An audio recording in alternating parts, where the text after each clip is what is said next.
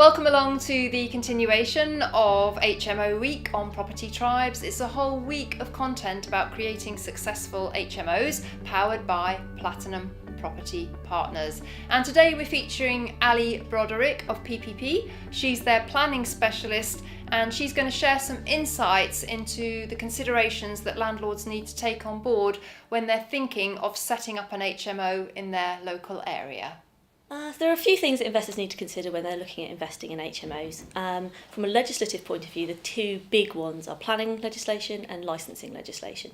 From a planning point of view, in England, up to 6 people may be permitted development, and so 7 or more people you would need planning permission for. That's called a C4 use class HMO, between 3 and 6 people. In Wales, any size HMO needs planning permission. In Scotland, more than 5 people needs planning permission, so depending on your region, really depends what requires permission and what doesn't. Similarly, they can remove this permitted development right. So in some cities and towns, particularly on the coast, or if there's a big student problem, an Article 4 direction can remove your permitted development right to have up to 6 people in an HMO, and that means that then you would need planning permission for any size HMO pretty much. In terms of licensing, this is more to do with the health and safety of the property rather than with the actual principle of the use. And what that means is that if you've got 3 or more stories and 5 or more people, you will always need a licence. There's also additional and selective licensing, so different properties might need a licence as well. And this year, the government are changing that. So it'll either be in April or October. They're changing the definition of what requires a mandatory licence to pretty much any 2-storey property with 5 or more people, and any flats above shops, something like that. If there's a business premises underneath, you'd need a licence as well.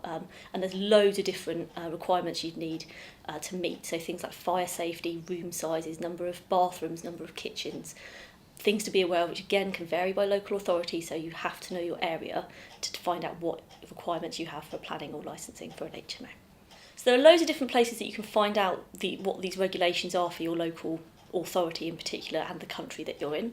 Council website is a great place to start. They usually have dedicated planning pages and dedicated planning policy pages, which is where you need to look at rather than just the previous general planning information. Another tip is maybe look at searching previous planning applications that have got us. If you know you need planning permission, you can search planning applications by the type of application submitted. So you could go on the council website, see if other people have been applying for HMOs, what policies it's been tested against, and get an idea of how the council are treating new HMO applications. That's a kind of indicator. In terms of licensing, again, you can have council websites usually are quite comprehensive.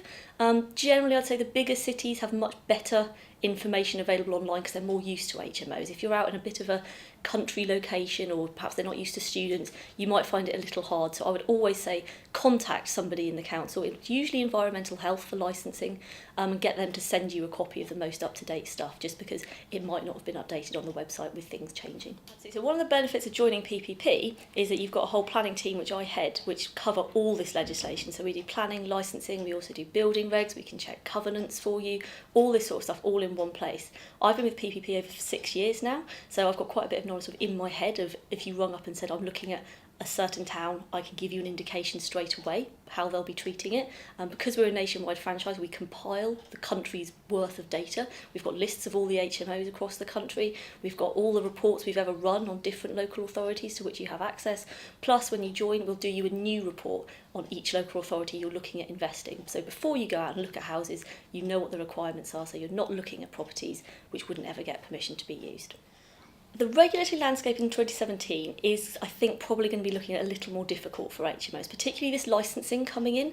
That will flag up a lot more HMOs, which perhaps previously have flown under the radar for local authorities. You have to have a licence if you want to operate an HMO, so there's no choice about that. So with additional licensing requirements that are coming in, council tax is something that we have noticed a little bit across the country, but it seems incredibly property specific. We've had some in the franchise where we've had 12-room HMOs all en suite banded in one council tax band, and yet we had another one down the road, 6-bedroom HMO. All the rooms were banded separately. There doesn't seem to be rhyme and reason in the way that the Valuation Office Agency are banding HMOs at the minute. But there was an all-party parliamentary group report a couple of years ago that PPP is still chasing up. We're working with some expert specialists on trying to maybe create a specialist HMO band itself so that landlords know where they stand. That might come to fruition in 2017. we hope. One of the things a lot of people are concerned about is oversaturation of HMOs in some areas, and particularly perhaps some parts of a town in particular might be studentified, unidentified. Ways to identify it, the local press are great. I mean, Brighton and Hove papers at the minute are full of people lobbying against HMOs and not quite understanding what an HMO is and all that sort of stuff. So that's hitting there. The press is a good one.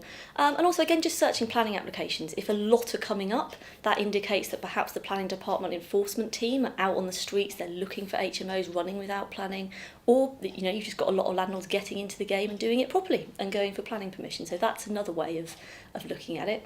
At PPP, whenever we have someone join the new area, we do a freedom of information request to that council and get a list of all the HMOs that are licensed in that area. So with these new licensing regulations coming in, we'll have a much better picture as it starts capturing the two-storey things as well. So we've got a database of all the HMOs in the country, which is really good.